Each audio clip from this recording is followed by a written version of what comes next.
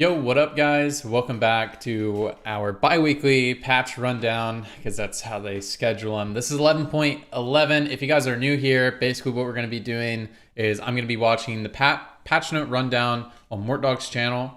I'll have the audio muted, and I'll just be giving you guys my thoughts on the changes based off of being a player and all that good stuff. So I'll be giving you my thoughts on all the new changes and what my predictions on what this patch will bring.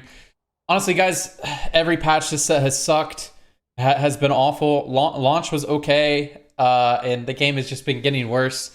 But I have high hopes for the set, and I actually watched the post-mortem that these guys do. I don't normally watch those, but I watched it, and they addressed all of my concerns that I have personally and the biggest concerns of the competitive player base. So hopefully they have made some really good changes here. I'm hoping for a good patch.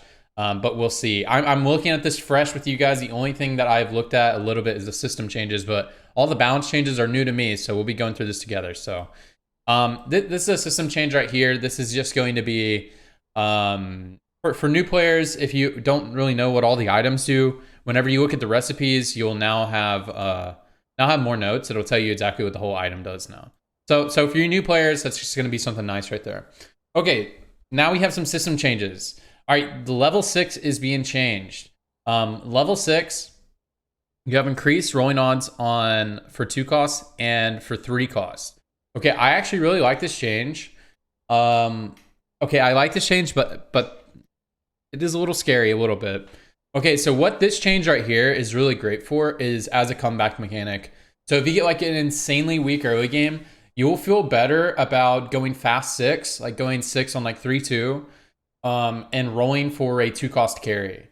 So rolling for a 2-cost or a 3-cost carry, you will feel a lot better about your ability to actually hit those units if you need to roll on 6 as a comeback mechanic. So like rolling for like a Varus 2-star or rolling for a brand to stabilize your board. Maybe you're rolling for like an A-bomb. So it actually buffs A-bomb comp a lot, just these rolling odds.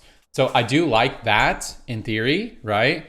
But I don't like the idea of that being like a strategy of open forwarding to get this insanely strong early game board. I just don't really like that strategy, but that's just personal preference. So that does open up like an open fort style roll into a 2-cost. You can hard force like around a 2-cost carry every game if you wanted to. So that's kind of cool. I like it for the comeback mechanic. Okay, they're changing level 7 rolling odds. For the most part, I like it because honestly, I've had so many games where it's been so hard to hit a 2-star 3-cost. I don't know why it has felt so hard to hit. And they're just reversing the odds, so it makes it a little bit easier. The only downside is it makes it harder to roll for 3 stars on 7 for your 2 costs, like rolling for a 3-star brand or 3-star victor. And this is the ideal time you'd want to roll for it. So maybe the ideal time to roll for 2-star 2-cost or 3-star 2-cost is going to be at level 6 now. I mean, it always was level 6, but the thing is it's so much better being level 7 because you have such good odds at 4 costs, and 4 costs are so powerful in the game. So this really hurts like rolling for 3-star 2 costs. This really does hurt this play style right here because you're still going to want to roll in 7 so you can hit the 4 costs. The 4 costs are so good on this set. So I don't know. I don't know how I feel about this change. It's great that like I've been scarred so many times not able to hit a Yasuo. But it does take away your ability to hit 3-star 2 costs at 7.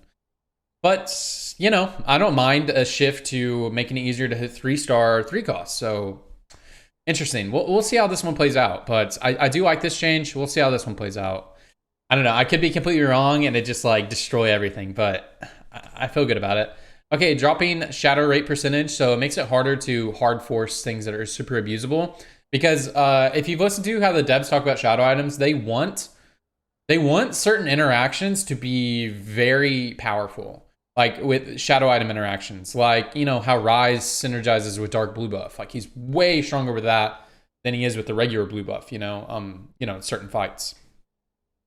So they did admit that early set, they want the shadow items to have some really OP synergies. And so they're just lowering the rate that you can get shadow items because like it makes it easy to force those strategies, which those should feel like something special to hit, I think is the idea of what they're changing. So they're lowering it early game, so you can't like plan around that. So they're lowering it early game and then increasing it later in the game. So that's really nice. And then the fourth shadow item, you almost never get it. So, all right. Loot orbs, standard and hyper roll, all orbs. Slightly lower the odds of getting gold. Slightly lowered the odds of getting gold and increase the odds of getting champions of equal. Okay, that's really nice. Nice. Blue orbs, Nico plus 2 gold, 8% chance. Okay. Nico plus a 2 cost, 6% chance. Nico plus 1 3 cost. Okay, well, it's still, I mean, I guess whatever. Just delete Nico 2 gold from the game, but they never will. Even though everyone always asks for it, they never will. It's fine though. It's fine. I'm not that upset when I get Nico 2 gold, honestly. Like, I'm a little upset, but not that upset. All right, let's skip ahead. Either? No, okay, just here. All right, trait changes. I thought it was weird they're buffing Abomination. I thought Abomination was good, but even on this patch. But maybe they are changing Abomination preemptively for some other changes they're making. Let's see.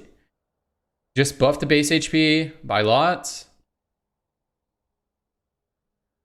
Buff that a lot. Oh, wow, just massive buffs. I will be playing some A-Bomb next patch because I think it's already good. So that's nice. All right, they are nerfing 6 Knights because they buffed it last patch. So they're basically reverting, right? Reverting a buff. I don't mind that. I think people just started doing the Knight build. Honestly, I think Knights could have stayed the same. I know it's like annoying because of how easy it is to play, but I think playing 6 Knights over like the 2-star, the late game Mystic units like Kindred and Rise, I feel like it's already a detriment anyways. So I would have been fine with Knight being unchanged, but it might again be another change that they think that Kayle will be super meta because I know they're nerfing Kayle for kind of no reason, but I'm thinking maybe they think this is going to be a meta playstyle and that it's like, and playing this playstyle does not reward like using your brain, you know, just playing Knights. But I already thought it wasn't that great anyways, that you'd be better off running like a 2-star Rise and 2-star Kindred anyways, or 2-star Lulu. All right, Forgotten. I watched Mortdog talk about this on the patch post-mortem. They're nerfing 9 Forgotten because apparently if you get 9 Forgotten, it's like if you get 9 Dragon Soul from last set, that you just win. Apparently it is that strong, so they're just preemptively nerfing it before it becomes like a play style. I'm fine with that, whatever. No one plays 9 Forgotten anyways, and apparently it's broken and they're just nerfing it ahead of time, so that's fine.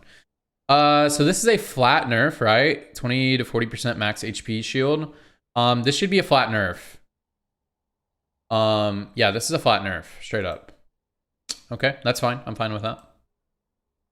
We'll have to see more skirmisher changes to see how that'll impact.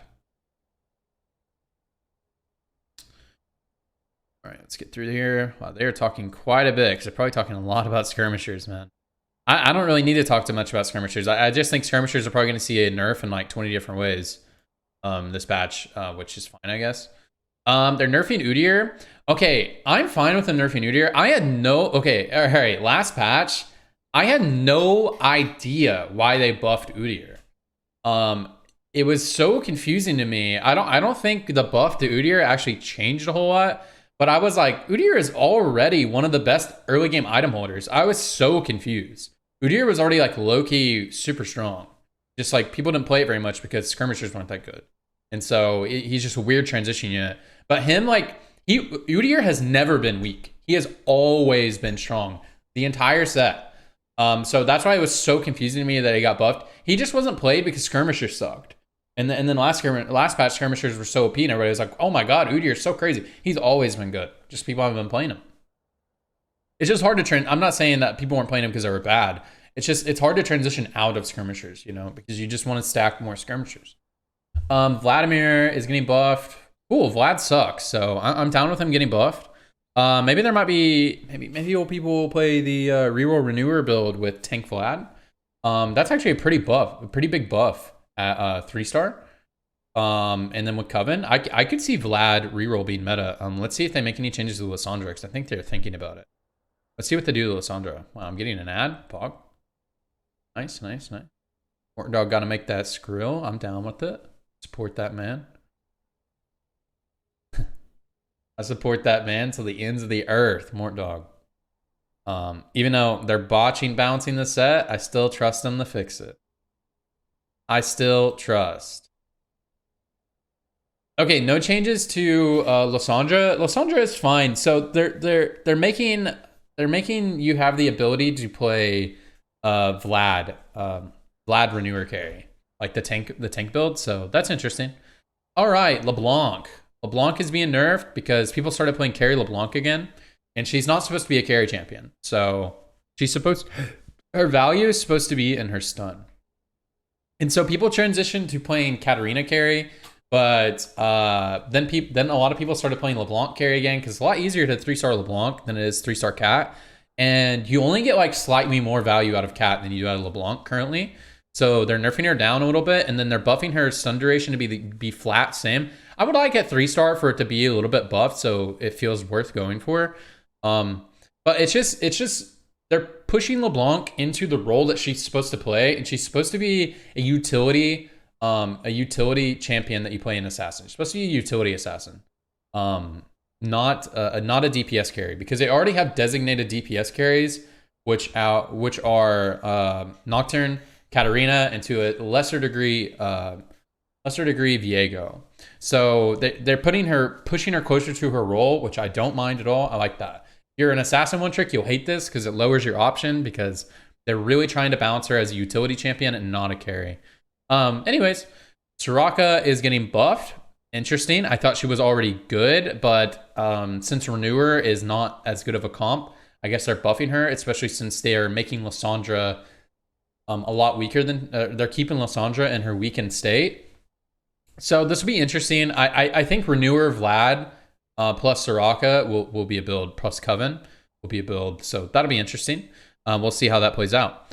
All right, Varus is getting nerfed at 3-star. Just a small nerf, that's fine. I've seen Varus 3-stars pop off. I've played a lot of Varus 3-star. He did feel a little strong, especially if you went the crit build that no one's going. I play the crit build a lot, and so this nerfs the crit build quite a bit. The actual attack speed on hit build is nerfed, but only slightly. So this is a big nerf to the crit build, because the crit build was, dude, every time I play the crit build, it seems wrong how much magic damage I'm doing. So I don't mind this nerf at all. Varus 3-stars seemed a little strong, especially with the crit build. Cool. Sejuani is getting buffed. Okay. Okay. I didn't really think she needs a buff, but okay, that's fine. This isn't anything crazy. So, but 1-star is really nice. Yeah, maybe at 1-star she needed a buff. So that 1-star is really nice. 2-star, you probably won't notice the difference that much. Like a 10% difference, which is nice, but you know, whatever. All right, Trundle. Oh my God, finally. 50% spell AP, 8-second spell stat steal duration. So the stat steal duration is up.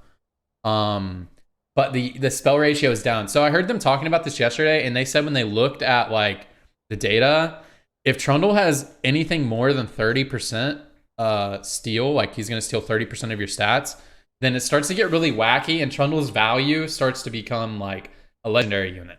When they looked at the data, he starts to take the value of like a 2-star legendary unit once you get like well over 30%.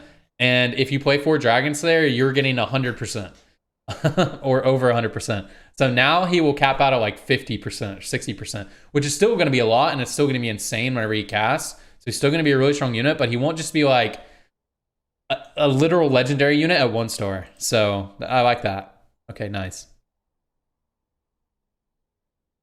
Yeah, Sejuani does feel pretty weak at 1-star, but at 2-star she feels strong. So I don't mind that. Or 2-star she feels like appropriate. Okay, Lulu 3-stars getting buffed. Cool, I'm down with that. No one plays Lulu 3-stars, so I never go for Lulu 3-star, and I don't feel rewarded if I go for it. Definitely buffs if you're going to play that Mystic Aphelios build, and maybe Aphelios will be a build this patch, hopefully. And that Mystic Aphelios build is pretty cool. So definitely buffs that if you want to play that. Also, they're buffing your odds to get 3 costs, so maybe you might actually go for Lulu now. Interesting. I do like her getting some love because she does not feel worth going for. All right, Pantheon. Pantheon, big nerf. It's just a flat spell reduction. Yo, I kind of hate when they do these flat values at all levels because it feels like never worth the 3-star them because you just have the flat value. But yeah, he definitely needed to be nerfed. I thought it would be something like 50, 70, and then like 80% here, but whatever. This is fine with me. Pantheon needed to be nerfed, and he's still going to be strong. This is still going to be good. He's still going to serve the same purpose. But yeah, I think all the Dragon Slayer units need to be nerfed because I like Dragon Slayer as a trait, like in theory, but you know, it's been a little crazy, guys. It's been a little crazy. All right, Riven's getting buffed at 3-star. Hey, I'm down with that. I would love for Riven to be a build. And especially if you're just buffing at 3-star, as long as she's not crazy at 2-star, I'm down. I already like playing Riven builds. I think Riven is sleeper at 3-star already. So I'm down for her getting buffed because it is hard to 3-star your 3 cost, but they just buff those odds. So hopefully we will have some actual 3-cost carries that isn't just Yasuo. So that'll be really cool. What my dream for this patch is to have some outs at level 7, to have a patch that has some outs at level 7, but the ultimate goal is to get to 8, play around 4 costs and legendaries, and that you can play multiple AD carries and multiple AP carries, and that their items are somewhat flexible. That is my dream for this patch. You have some outs at 3 costs, but the ultimate goal and the ultimate thing you want to aim for is play around 4 costs and 5 costs, but you can play around 3 costs if you 3-star and you want to, and like you need an out at 7. That would be my dream for this patch. So far, everything's been moving that direction, but we'll see. All right. Morgana is getting buffed. Morgana definitely needs some love since they took her Hex range off. She was a little OP with the 3 Hex range because she would hit backline Mystics that have 3 range. She would also hit Draven. So she definitely needed that nerf, but she felt very kneecapped. So now she'll cast a little bit earlier in the fight. So she'll more likely cast or hit the second part of her cast without having GA. So this is taking her reliance off of GA a little bit. It's still going to be probably her best item other than Morello.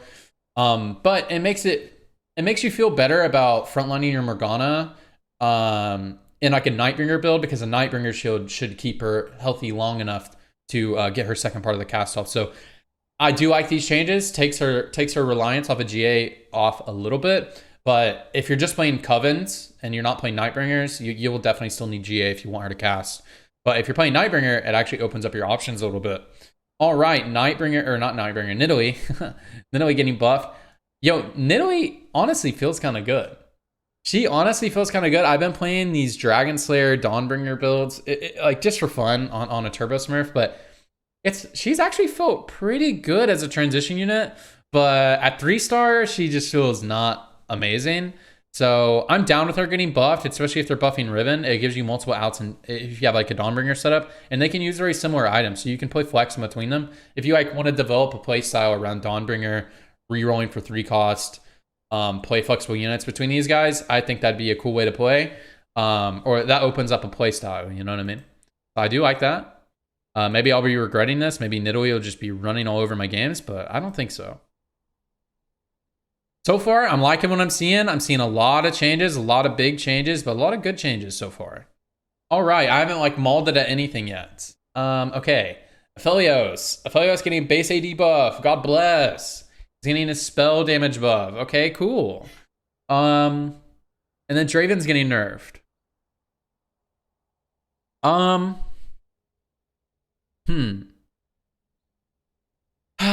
Damn, this just made IE just better on him, right? This made IE a lot better. Okay, so you still want to build IE on Aphelios. Yeah, he got buffed. Infinity Edge got huge buffed. Deathblade didn't change. So you probably just do the same build. Also, Giant Slayer is better on him, or Cursed Giant Slayer, because base values are up.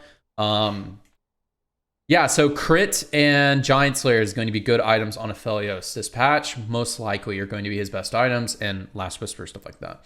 Let's look at this Draven change. Spell AD multiplier. Base value at 3-star went up.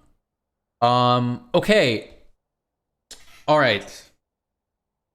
The items for AD carries are not very flexible, as in you won't want to build like Deathblade and stuff like that. But what is cool is that the items are flexible between the carries. So, hey, we got something. Because I think what these changes are telling me is that Crit is going to be the best on both of these champions. And if I can play flex between 2 different carries, Okay, we got something there. It does suck that both of their items are about the same, and that there's no flexibility within that. There's no like Aphelios is slightly better with Deathblade than Draven is slightly better with IE. It just seems like they're both of their best items are going to be Infinity Edge, just based off these changes. So okay. Daisy now properly stars up with Ivern. HP stays the same, but AD increases per star level. Daisy now properly uses correct spell damage and stun duration instead of always the 1-star values. Did you guys read that? This has been the whole set. It's been like this and no one's noticed. I heard just at the end of this patch that Ivern was bugged, but he was still like worth playing. So this is actually a pretty big buff to Ivern because Ivern got knocked down a little bit, but still felt pretty good. So big buff to Ivern if you get him at 2-star. Just throwing him in as a random unit earlier in the game, if you just high roll him, he's still going to feel exactly the same. So unchanged at that value. Okay, Karma. Karma is getting buffed at 2 and 1-star. I'm really down with both of those buffs, honestly. 10 damage at 2 and then 20 at 1. Makes it a lot easier. I like the buff at 1-star because it makes it a lot easier if you hit a Karma and you're trying to transition out of like Brand. You know, Brand's holding your items. You feel a lot better about transitioning out earlier in the game because her current power level, it's like confusing because sometimes you do it and she pops off and then sometimes you don't. Sometimes you don't and your Brand just pops off, you know what I mean? Or sometimes you do and Karma does nothing. So I like this, gives you a little bit more incentive to pivot out of the Brand a little bit quicker. And her damage was really lacking this patch. But honestly, she was so bad this patch because you build healing on a lot of the builds. Like Trundle heals a lot from his thing. Mordekaiser, you build a lot of healing and survivability, just so much stuff to get through. Jax builds BT or Hodge. So it was just really hard for her to play this patch. I don't know if she needed a buff, actually. It was just really hard for her to play against Draven and Jax, you know, which were the most common builds. And then she would just die to develop the Spellweaver players as well. So she was so hard to play this patch. I'm not certain if she needs a buff, but these are small buffs, and I don't mind that at all. But she was terrible this last patch. But I don't know if that was her fault. I think it was just all the legendaries were bad, and she uses legendaries. Her build is super expensive. And then the builds that were meta, she's really bad into. Just based off of their innate synergy. Okay, here we are. Forecast. More forecast. Okay, Jax is being nerfed. Honestly, guys, I don't think Jax needs a nerf. Jax did not feel OP. Just Dragon Slayer and all the skirmishers where it felt OP. I don't know if Jax needs a nerf. But okay. I mean, I'm fine with Jax not being meta, I guess. I mean, skirmish. Okay, look. You know, it would be perfect for the game if every single forecast could be a carry, right? If every single forecast carry could carry on every patch. But if there's one build that I wouldn't mind being unplayable, it's skirmishers. Because skirmishers take absolutely zero skill at all to play. Absolutely no skill at all to play. You just find the skirmisher, you press D key, and you buy the skirmishers. Early game, you buy Udyr. You put damage items on Udyr. You get the mid game, you sell Udyr, buy Jax, put Udyr items on Jax. It's the easiest way to play the game. Oh, you want more damage? Put more Dragon Slayers in. You want more defensiveness? Put in Rel. Like, it takes no skill at all to play. So, if there's any build that won't be meta, that doesn't have to be meta for me to be happy, it's this one. So, I don't think Jax actually needs a nerf. Maybe Jax will still be playable next patch. I'm not sure. Mordekaiser getting a mana nerf. I think this is perfect because there's so many fights where Mordekaiser has like 5 health and then he gets huge again. He gets huge and then he walks over and kills like 5 units and it's crazy. I have gotten so much value out of a Mordekaiser 1. Just as soon as I find a Mordekaiser 1, I just throw it on my team, toss a Warmogs on that ass, and then he just goes to town. You know what I mean? So I don't mind him getting nerfed like this. This is fine. Vel'Koz, okay, they're nerfing these values because of Force Spellweaver, because they don't want to nerf Force Spellweaver. I'm fine with this. It is going to make it a lot harder to run Vel'Koz in Redeem build or just run 2 Spellweaver, 3 Redeem, strong units. I think, barring any other changes, the only way to play Vel'Koz is going to be Force Spellweaver this patch. Just like it's been on this past patch towards the end, you can't really play the other setups. That's what these changes are telling me. Maybe I could be wrong, and there might be something in the meta that would make you want to play high resist comps like 6 Redeemed. But what this is telling me is that you're most likely, if you're going to be playing Spellweavers, you're going to be playing around Abomination because it got buffed. It's really easy to play around, and you'll be playing 4 Spellweaver Abomination. I think that is most likely, and then late game transition into Garen, Tarek, all that good stuff. That is what those changes are telling me. Is Jax gonna be meta? I don't know. I'll have to test. But I don't think Jax needed to. Okay, now to the legendaries. Here's where we're going to see a lot of changes because God bless, the legendaries don't feel worth going for. Legendaries feel so bad. Except for Garen. Garen feels good, but they're nerfing Garen. God bless. Okay, anyways. All right. Darius. Darius getting a mana buff. Okay, nice, because a lot of times Darius doesn't cast quick enough. The shred is going down. Okay. Shred duration is down. I'm not a fan of the shred duration going up, but okay. They're buffing him, so you'd want to build... Okay, they're buffing his damage, and they're buffing his healing.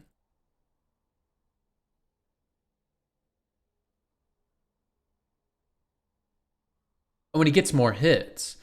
Okay. Okay. All right. This is actually a buff. Okay, they're buffing Darius' survivability because Darius' survivability versus Garen's survivability, it does not feel the same. Like this fat shield that Garen gets and then the Dawnbringer heal feels way bigger for it just feels way bigger than what Garen or what Darius can heal with. So they're making Darius cast earlier into the fight and he gets more healing. I like the change. I like the change. I'm fine with this nerf. It makes you want to build Last Whisper still. It makes it not feel like you have a wasted item when you build Last Whisper.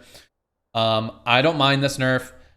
Overall, I think this is a buff to Darius. So I like this. I like this. I like this. I like how they're buffing him. They're making his survivability be a little bit closer to Garen's because Garen lives for way too long comparatively to Darius when they have like the same defensive trait, you know?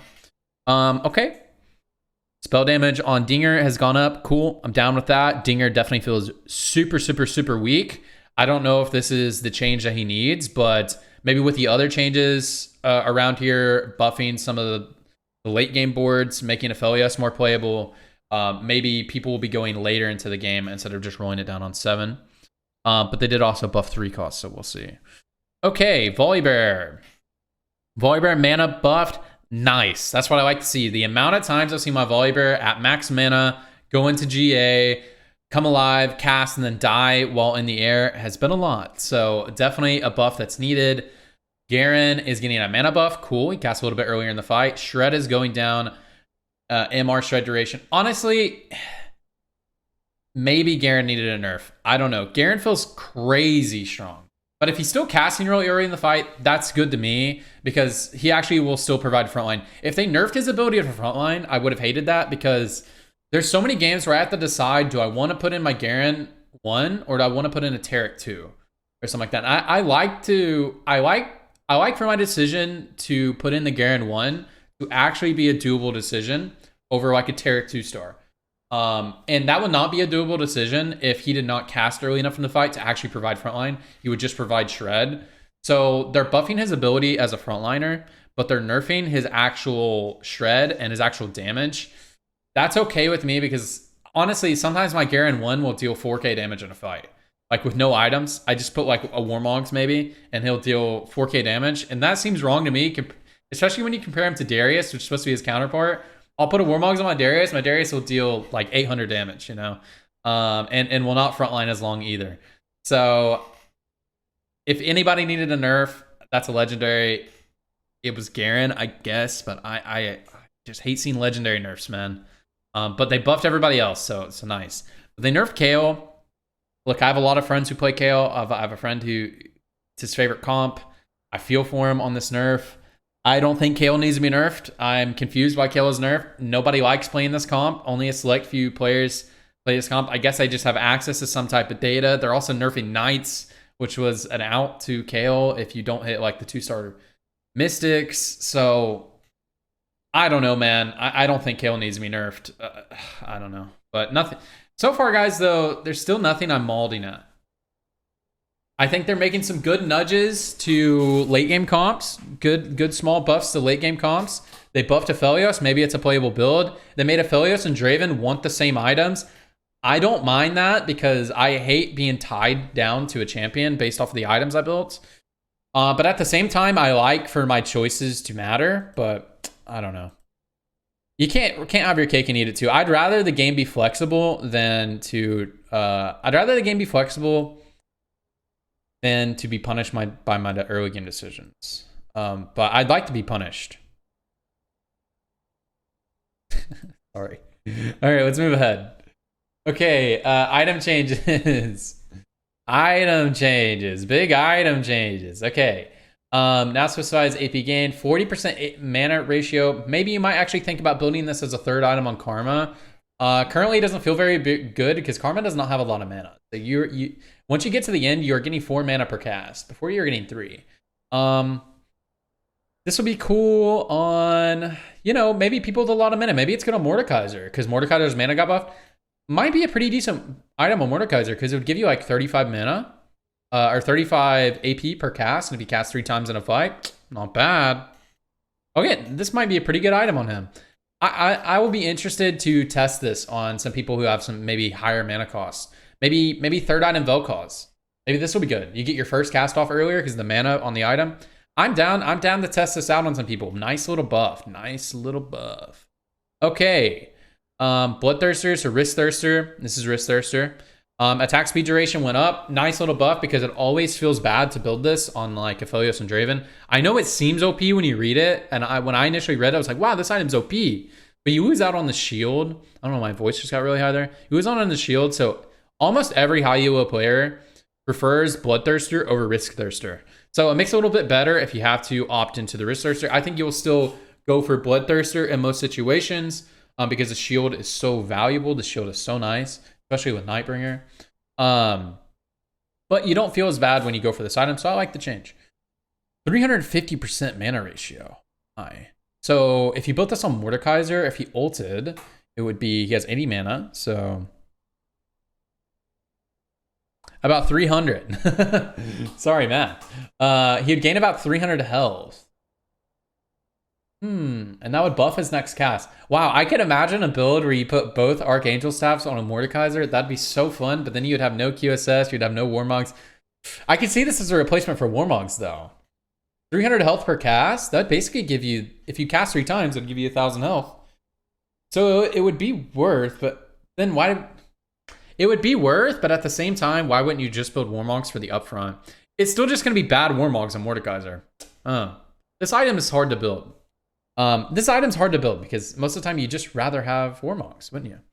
Anyways, Deathblade, but at least if you have to opt into it, it doesn't feel as bad, but still just not as good as Warmogs. Okay, Deathblade and Shadow, starting stack's 4. Oh, okay. Now I see what they've done. Oh, okay. They fished that one in. So if you have to build Deathblade instead of Infinity Edge, it feels better. Okay, I'm down with that logic because IE is best on every single AD carry. It's ever Jax, you just don't build damage anyways. Because think about it. Nocturne, you want to build IE. Nocturne, you want to build IE. Jax, you don't build any of the damage items. You just build BT, right? Or you build Hodge. Aphelios, his best item now is IE. Draven's best item is IE. So they're buffing Deathblade. I don't mind. Nice. Okay, nice. I will be trying out a lot of Aphelios this patch. Excited. I am excited. Okay. All right. Hextech Gunblade Shadow. Nearest ally with missing HP. Ally with lowest percent HP heal. Nice. Nice. This is a really good change. Okay. Because I have tried to theory craft building this item so many times. I've tried it on Karma because like the idea is like, oh, I'll have a prolonged fight because I'll stall out by keeping my frontline alive, or you stall out by using this on KO or like a damage rise and a night build or something, like there's so much cool theory crafting. But in reality, what ends up happening is you play like Karma and you have your Syndra next to you and you're just healing Syndra for like 5 damage because she's taking like chip damage throughout the fight, and you're just healing nothing. Absolutely nothing. And then like you'll randomly see a fat heal on someone and you're like, oh, and you get really excited, but like I love this change. I will be testing some stuff out with this. And there was already that Rise Cavalier build that people were doing. I'm very interested in that. I don't know if that build is any good at all, but I have seen some people play it. But I am very excited about the ability to theorycraft this item. Very nice change. Love it. They're nerfing Redemption. Dude, they are nerfing. You guys, don't play KO next patch. Do not play KO next patch. Maybe they have access to some tech where like KO is just like so turbo broken on next patch because of all these changes, how they go, and so they're preempting nerfing. But man, do not play KO next patch. This looks so hard to play KO. They're nerfing everything you do for KO. This item seemed pretty good. It was super good on Brawler build. I think Brawler, A-Bomb, Draconic build might be super good next patch because it's pretty untouched and it was already good last patch. So this is a nerf to that build as well. Definitely needed because that build I think will definitely be good next patch. A-Bomb, Draconic, playing around that tree. I think will be good next patch. That's a nerf to that build, but it's just a huge nerf to be playing stall Knights. It's a nerf if you want to play stall Karma. So it's a nerf to all the stall builds, but this item felt really good and underused for how good it was. But I like aura items being good because it feels like it rewards flexible play in a way. But maybe the item is just like a little overtuned, and maybe this is perfect. I don't know. I don't know if it needed to be nerfed, but the item did feel strong, so I don't mind it being nerfed, you know? If the item felt weak and was being nerfed, I'd be a little bit upset. But all right, rework. When the combat begins, the holder and allies within one hex in the same row gain a shield that blocks the first enemy. Wow. So it basically gives you Verdant, right? It basically gives you Verdant, but like better because it actually blocks a spell. Okay, this item seems pretty damn good now, right? Because before you would just never build this version. You always wanted the other trap call. Like it seemed cool, like the teleporting thing. But wow, so it doesn't teleport anymore, I guess. It just does this. I'm down with that. Wow, this seems pretty good. It gives your backline Verdant. Wow, okay, I'm interested to test with that. Like the change. Like reading it, it seems really strong and overpowered, but in actuality, like actually using these components, because belt and glove are so valuable, that it might still be hard to build this item, but if you're forced to build it, definitely will feel a lot better. That's pretty cool. This is pretty cool to put on like your aura item holder, your Zeke's holder and stuff. You put them on to protect your carry. Pretty cool. I like the idea of this. I don't think it'll be OP because, like, as I said, the components are too good, because glove is the best carry item because IE is so good on the AD carries, and Jeweled Gauntlet is the best carry item on the other guys. Guys, I'm making a prediction already. Glove is going to be the best starting item. Or glove can be a super good starting item. I mean, belt still... Okay, all right, hold on. Let me say it. Belt might still be the best starting item just because the tank items are... Just belt items are so good. Warmogs is the best tank item. It's just so good. And also, belt builds into this item if this item's actually good. But when you're looking for carry items, flexible carry items, if you're willing to play flex, glove might be the best start this patch. Just because IE is going to be so good, and Jeweled Gauntlet is already the best item on the AP user, so that's interesting. But if you're wanting to force a build, maybe glove isn't the best start. Maybe tier would be the best start if you want to like force spell or something like that. You know what I mean? Last Whisper Shadow is getting buffed. Okay, now it actually does. Now there's actually like value in building this item because it was weaker than regular Last Whisper, and it made your champion weak. So. And like, how often do you run like an AP and an AD carry in the same build? I mean, you do sometimes, but not all the time. So it felt like most situations you just didn't want to build this, because also you're making your carry weaker because you probably want the Last Whisper on your carry, especially if you're playing like Draven or Felios. You don't want it on anybody else, so you're just nerfing your carry without getting any extra value. Now it gives you at least the same value, so if you're forced to build it, it doesn't feel bad. It still doesn't feel like an item you should build, because you'd rather build static ship, but they are nerfing static ships, so interesting. Yeah. All right, so I do like this change because this item felt useless and you never wanted to build it. So you don't feel as bad to be forced to build it. I like these changes to both these items. You don't feel bad if you're forced to build it. Trap Call might actually be super strong though. We'll see. I think it's just too hard to build because the components are too good. But if you are forced to build it, this item seems pretty decent. And this item feels okay if you have to build it, you know what I mean? It doesn't feel... It feels like you're actually getting value from your detriment, you know? Static Shiv is getting nerfed. I don't mind this. The shred seems insane. At the end of this patch, Hellions have been taking over the meta. and it feels really easy to play. This doesn't nerf if you play Ranger Static Shiv build. I have actually tested just playing Vayne 2-star with 4 Rangers quite a bit. It's actually decently strong. I played it on an account and got to Diamond with like an 80% top 4 rate just playing that build for fun. So if you guys are like Diamond and below, that Ranger build is pretty good. So this doesn't change the Ranger build if you guys are already testing that stuff, because you have no magic damage in the Ranger build except for from Varus anyways. So it doesn't change that build, but it is a pretty big nerf to the Hellion build. But it's still going to be good. Most of the damage you get from Shadow Static Shiv is from the actual Shiv itself, not from the MR Shred. But the MR Shred you definitely do feel in the Hellion build a lot. But if you're playing the Static Shiv Ranger build, completely unchanged because you deal true damage in AD. And then if you're playing like Ashe transition into Heimerdinger, you'll feel this nerf quite a bit. And then if you're playing the Hellion build into Teemo Heimerdinger, you will feel this nerf definitely. But the items will still be really good on those builds. So it's not a big enough nerf to make you not want to build it on those builds, but definitely isn't as strong.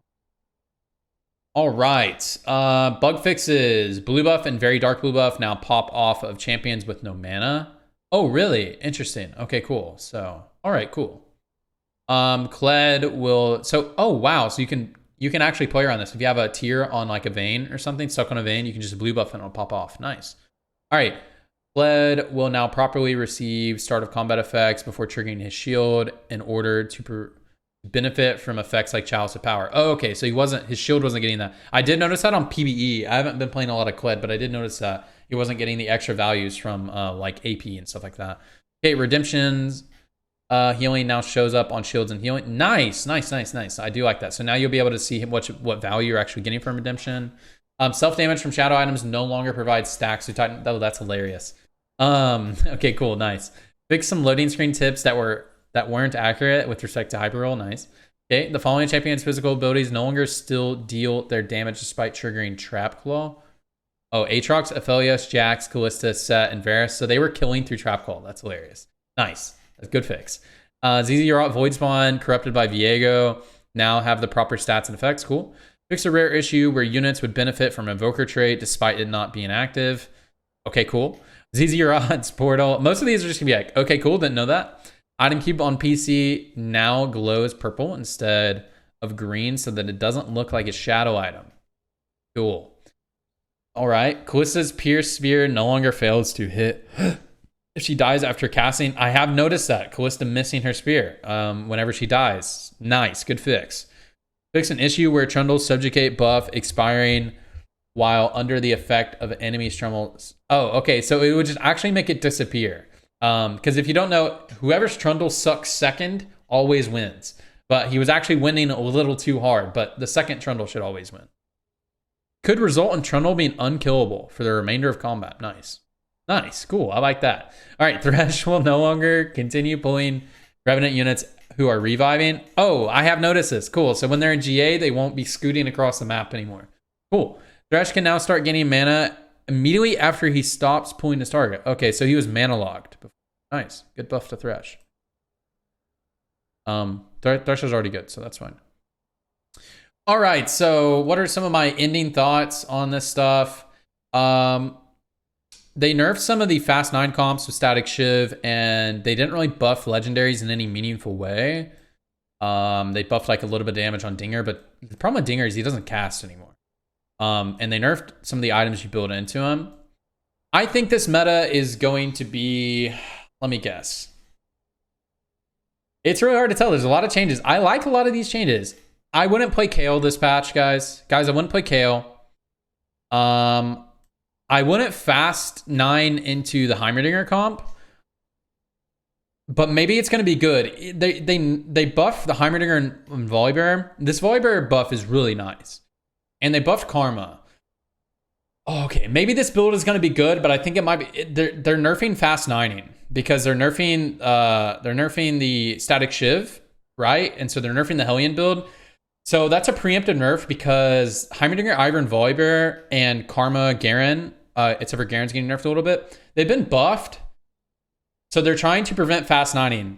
I think fast 90ing or just like transitioning into the Heimerdinger comp into HIV might be a build again. That might be a more consistent way to play. People were already doing it, but with Teemo, I think if you're fast 90ing or fast 80ing into Teemo or into this, I think it'll still be decent this patch. Maybe it's actually buffed, but they did nerf the transition into the build, but the actual in-game build that you get is buffed overall. Like the transitioning into Karma plus HIV from a Ziggs build is overall buffed, but the actual way that you get there is nerfed.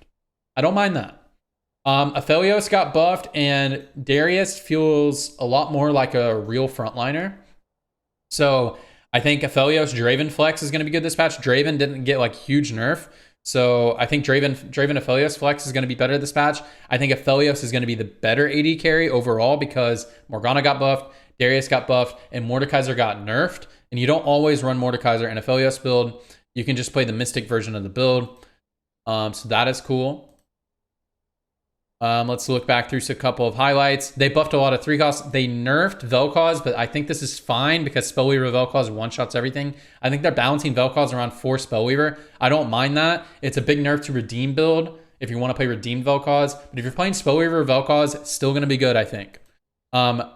Jax may be unplayable this next patch. I'm not certain. I don't think he needed a nerf.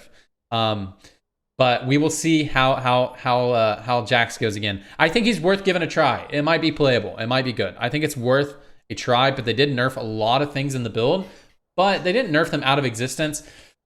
But Aphelios build deals pretty well with this, especially with Morgana and Darius. So I'm thinking the build is going to be bad, but worth giving a try. Worth giving a try. Aphelios, the crit build on Aphelios got buffed, and they buffed Morgana.